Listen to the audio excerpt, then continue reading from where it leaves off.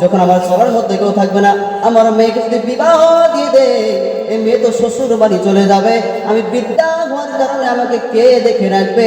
এই জন্য আমি তোমাকে কিনে নিয়ে এসেছি। বলুন সুবহানাল্লাহ। কিসের জন্য নিয়েছি ভাই? আমি যখন বুড়া হয়ে যাবো, বৃদ্ধ হয়ে যাবো, আজকে তো মা বাবাকে আমরা বুড়া বুড়ি বলি, বুড়া বুড়ি বলি না গো। তাই কবি বলে, কবি বলেছে যে তোর উকে পাকিবে দ্বন্দ্ব লড়িবে, সম্বল হবে তোর লাঠি। কথা কোন ঠিক কিনা? তোর চুল পাকিবে দ্বন্দ্ব লড়িবে, সম্বল হবে তোর লাঠি। তোর ছেলে বলিবে এ কোন মরিলে, এই তো জঞ্জাল বাঁচি, মানুষের করিলাম কি? কথা বলেন ঠিক কিনা? যখন বাবা মা বৃদ্ধা হয়ে যায় তখন আর বাবা মাকে ভাল লাগে না, এ বুড়ো এ বুড়ি বাড়ি থেকে বের হয়ে যাও। কোন আসে না নাকি এর মধ্যে? ভাইজান বন্ধুরা, গভীর মনোযোগ দিয়ে শুনবেন।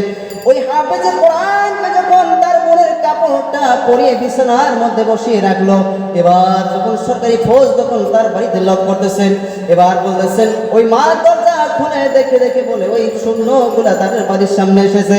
এবার বলতেন রাম রাম রাম বলে চিৎকার করতেছেন, কারণ সে তো আর জানে না যে হাফিজ কোরআন কাকে বলা হয়, হাফিজ কাকে হয়। সে বলতেছেন রাম রাম রাম, আর হাফিজ সাহেব বলছে রাখো তোমার কাম, রাখো তোমার কাম। এবার যখন গভীর মনোযোগ শুনেন ভাইরা বন্ধুরা, দেখেন হাফিজ কোরআন হলে কি হয়, ভিতরে সিনার ভিতরে কোরআন থাকলে কি হয়, সিনার ভিতরে ইলম থাকলে কি হয়, সিনার ভিতরে আমল থাকলে কি হয়। আমার বন্ধুগণ, ওই হাফিজ কোরআন যখন পালঙের মধ্যে বসে আছে, পালঙের মধ্যে বসে থাকার পর ওই ফৌজগুলো তাকে তুলে নিয়ে যখন যাইতেছে, বলতেছেন মা গো, আমাকে যখন সরকারি ফৌজ তারা নিয়ে যাবে, আমাকে একটা জায়নামাজ আমাকে দিয়ে দিও, আমাকে তুমি জায়নামাজ একটা দিয়ে দিও। আমি যখন জায়নামাজটা যখন দিয়ে দিলাম, এবার হাফেজ কোরআনকে যখন তারা নিয়ে গেল, নিয়ে যাওয়ার পর রাম মন্দিরের মধ্যে রেখে দিলেন। রাম মন্দিরের মধ্যে রেখে দেওয়ার পরে ওই ফৌজগুলা তাকে রেখে যখন চলে আসলো, বলছেন তোমাকে এখানে রেখে গেলাম, কাল সকালবেলা তোমার লাশ এখান থেকে নিয়ে যাব। এবার হাফেজ কোরআন রাত্র যখন গভীর হয়ে গেল, 12টা-1টা বেজে গেল, এবার হাফেজ কোরআন লক্ষ্য করে দেখে সাগরের মধ্যে থেকে পানি যখন বক্র ওঠা শুরু করে দিয়েছে, এবার হাফেজ কোরআন জায়নামাজটা বিছিয়ে আল্লাহর কালামুল্লাহ শরীফটা খুলে পড়েছেন, ইয়াসিন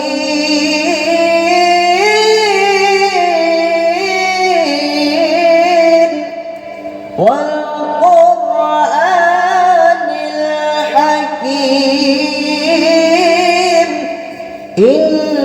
ইন্নাকা লামিনাল মুরসালিন।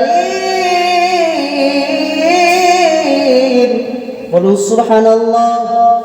এবার হাফেজ কোরআন এটা বলে আল্লাহকে বলেছেন, আল্লাহ গো, আজকে প্রমাণ হয়ে যায়, প্রমাণ হয়ে যাবে তোমার কোরআনের শক্তি বেশি না ওই সিডরের শক্তি বেশি। বলুন সুবহানাল্লাহ। এবার হাফেজ কোরআন সূরা ইয়াসিনটা পড়ে একটা ফু দিয়ে দিল। ফু দেওয়ার পরে আল্লাহ তাআলা ওই ফুটাকে একটা অ্যাটম বোমের মতো আকার ধারণ করে সিডরের দিকে যখন নিক্ষেপ করলো, নিক্ষেপ করার পর ওই সিডর যখন ওই কোরআন তেলাওয়াতের সঙ্গে যখন টক্কর লাগে, টক্কর লাগার পর ওই সিডর পানির মধ্যে ডুবে যায়। বলুন সুবহানাল্লাহ। সুবহানাল্লাহ। আজকে আওয়াজ নাই, সুবহানাল্লাহ আওয়াজ নাই। আজকে আমরা যদি সুবহানাল্লাহ, আলহামদুলিল্লাহ, আল্লাহু আকবার, লা ইলাহা ইল্লাল্লাহ যদি বলার সওয়াব যদি জানতাম, ভাই জানবো কোথা থেকে? কোনো আলমের কাছে যাই না, আলেমের কাছে যাই না, কোনো মৌলানার কাছে যাই না, কোনো আমির সাহেবের কাছে যাই না, শিখবো কোথায়? আমরা যাই, আমি মৌলানা হয়েছে, আমার দরকার কি আছে? ও শিখে নাই, ও আমার কাছে আসবো। আজকে আমরা এটা ভাবি, আমরা আলেমরা এটা ভাবি যে আমি আলেম হয়েছি, ঠিক আছে, আমি কেউ ওনার কাছে যাবো, উনি আমার কাছে শিখবাইছে। ভাই দোস্ত বুজুর্গ, এমন সময় যখন সকাল হয়ে গেল, এবার যখন ওই সরকারি ফৌজ যখন তাকে ওই লাশ বাহির করার জন্য যাব, লাশ হয়েছে না, লাশটা যখন বাহির করে নিয়ে আসবে, এবার বলতেছেন ভাই এটা বন্ধুরা জানে রেখে দেবেন। এমন সময় ওই ফৌজগুলা যখন চলে গেল রাম মন্দিরে ওই লাশ নেওয়ার জন্য, এবার যায় দেখে হাফিজ কোরআন দরজা খুলে দিয়ে বলেছেন, আসো আসো, তোমরা কিসের জন্য এখানে এসেছো আমাকে বলো। এবার বলতেছেন, তুমি কে ভাই? এখানে লাশ কোথায় গেল? লাশটা আমাকে বের করে দাও। ওখানে বলতেছেন, কোথায় কোথায় লাশ পাবা তুমি? আমাকে তো তোমরা রাত্রে বেলা নিয়ে এসেছো। কাকে নিয়ে গেছিল ভাই? ওনাকে নিয়ে গেছেন, ওনার বোনকে নিয়ে গেছে, হাফিজ কোরআনকে নিয়ে গেছে। বলতেছে, ভাইরা কি করে হলো এই ঘটনাটা? বলতেছেন, ভাইরা শোনো শোনো, তোমরা যাকে মনে করে নিয়ে এসেছিল আমি কিন্তু সে নই, আমি হলাম ওই বোনের ভাই। আল্লাহ আমার ভিতরে কোরআন দিয়েছে, ইলম দিয়েছে, ঈমান দিয়েছে, হাদিস দিয়েছে, এই জন্য ওই সিডর আমার সঙ্গে পারে নাই। আল্লাহর কালামুল্লাহ শরীফ থেকে আমি শুধু সূরা ইয়াসিনটা তেলাওয়াত করেছি, এই জন্য সিডরের মধ্যে চলে গেছে। বলুন সুবহানাল্লাহ। ওই সময়ের মধ্যে হাজার হাজার মানুষ ওই হাফিজ কোরআনের এই ঘটনার বদলতে, ইলমের বদলতে মুসলমান হয়ে যায়। বলুন সুবহানাল্লাহ। আজকে ভাই আমরা নবীকে মুহাব্বত করি না, আমরা আজকে নবীকে মুহাব্বত না। হাদিসে বলতেছেন, হাত্তা আকুনা আহাব্বা ইলাইহি মিন ওয়ালিদিহি ওয়া ওয়ালাদিহি ওয়ান নাসি আজমাইন। আল্লাহ হাদিসে বলতেছেন যে আমাকে তোমরা মুহাব্বত করো, তোমার মা বাবার চাইতেও বেশি আমাকে মুহাব্বত করো। আজকে আমাদের নবীর মুহাব্বত নাই। আমার আপনার নবী আপনারা আমার জন্য কি করেছে যদি আমরা ঘটনা জানি বা পড়ি? আসলে আমরা পড়ি না। আমরা কি হাদিস কোরআন পড়ি ভাই?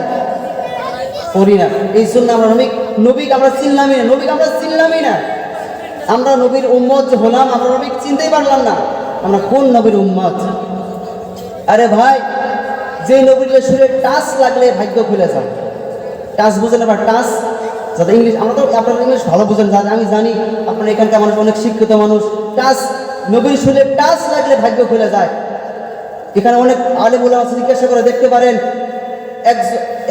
একটা গাছ, এমন সময় আল্লাহ নবী যখন ঘুমাইতেছিলেন, ওই গাছ দূরের থেকে দেখতেছিল, তার মনটা ভরতেছিল না। গাছ আল্লাহর কাছে দোয়া করতেছে, আল্লাহ তাআলা তোমার হাবিব আমার সম্মুখের মধ্যে, একটু অনুমতি দাও, আমি তোমার হাবিবকে বুগলের থেকে কাছে থেকে দেখে আসবো। এমন সময় এক সাহাবা আল্লাহ রাসূল সাল্লাল্লাহু আলাইহি ওয়াসাল্লাম পাহারা দিতেছেন, এমন সময় বলতেছেন, গাছটা মানুষের মতো হেঁটে হেঁটে হেঁটে হেঁটে আল্লাহ নবীর কাছে এসে বললেন, আসসালামু আলাইকা ইয়া রাসূলুল্লাহ।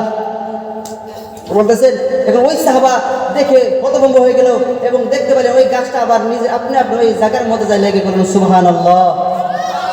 আর আওয়াজ বলে সুবহানাল্লাহ। এবার যখন আল্লাহ নবীর ঘুম ভেঙে গেছে, এবার বলতেছেন যে ইয়া রাসূলুল্লাহ, ইয়া হাবিবাল্লাহ, এটা আমি কি দেখলাম? বলতেছেন যে কি হয়েছে আমাকে বলো। বলতেছেন, ইয়া রাসূলুল্লাহ, ওই একটা গাছ দেখলাম মানুষের মতো হেঁটে হেঁটে হেঁটে হেঁটে আপনাকে এসে দেখে গেল, ওইটা বুঝলাম না। বলতেছেন, সাহাবী শোনো শোনো, ওর মন ভরতেছিল না যে ওর কাছের থেকে আমাকে দেখবে, তুমি সাক্ষী রাখো, ওই যে আমাকে দেখে গেল, ওর সঙ্গে আমার জান্নাতের মধ্যে দেখা। বলুন সুবহানাল্লাহ। ভাই, যার ইঙ্গিত পাইলে, শরীর টাচ লাগে, ইঙ্গিত পাইলে তার জীবনে ভাগ্য খুলে যায়। ওই নবীকে মুহাব্বত করা লাগবে কিনা বলেন? ওই নবীকে মুহাব্বত করা লাগবে, নবীর গোলাম হওয়া লাগবে কিনা? ওই নবীর গোলাম হবো তো ইনশাআল্লাহ, সবাই হবো তো ইনশাআল্লাহ। কবি বলে, নারে তাকবীর আল্লাহু আকবার, নারে রিসালাত ইয়া রাসূলুল্লাহ, দেখা দাও ওগো নবীজি, তোমারি দিদারের আশায় মোরা আছি। বলুন ঠিক কিনা? নবী দিদার পাইতেছেন? দেখা দাও ওগো নবীজি, তোমারি দিদারের আশায় মোরা আছি, দেখবো দু চোখ ভরে ওগো পয়গম্বর। নারে তাকবীর আল্লাহু আকবার, নারে তাকবীর আল্লাহু আকবার, নারে রিসালাত ইয়া রাসূলুল্লাহ। যাই হোক ভাই, যতটুকু বললাম শুনলাম, আমাকে আপনার সবাইকে আমার করার জন্য তৌফিক দান করো। আর কেউ যদি আমার কথায় খারাপ পায় থাকেন, মনে দুঃখ পায় থাকেন, ইনশাআল্লাহ আমাকে মাফ করে দেবেন। এখন আমি পড়াশোনা করতে আসি ভাই, আমার জন্য সবাই দোয়া করবেন, আর আমার উস্তাদের জন্য সবাই দোয়া করবেন। ইনশাআল্লাহ করবেন তো? ইনশাআল্লাহ। কে কে করবেন না? করবেন না আপনারা? এতটুকু বলে আমার বক্তব্য শেষ করলাম। দেখেন, আপনার কাছে একটা অনুরোধ, আমার পর অনেক আরো ভালো ভালো বক্তা রয়েছে, আমি তো কোনো বক্তা কিচ্ছু না ভাই। তো আমার পরে যিনারা আছে ওনারা সব কথা শুনবেন তো? আপনারা সবাই শুনে যাবেন তো ইনশাআল্লাহ? ওনারা আরো পরে ভালো কথা কব। এই ভাই আপনারা আপনারা দাঁড়াই আছেন ভাই, এই ওনারা যদি এসে দেখে যে আপনারা দাঁড়াই আছেন, ওনারা কষ্ট পাবো ভাই। ওনারা খুব কষ্ট পাবে। এই জন্য বলছি ভাই এখনো সময় আছে, ওনারা যদি আমারও তার সাথে নিয়ে কোয়া লাগে না ভাই রাস্তা থেকে নামো, রাস্তা থেকে নামো, এই কথা ওনারা বলে না, আর ওনারা খুব কষ্ট, ওনারা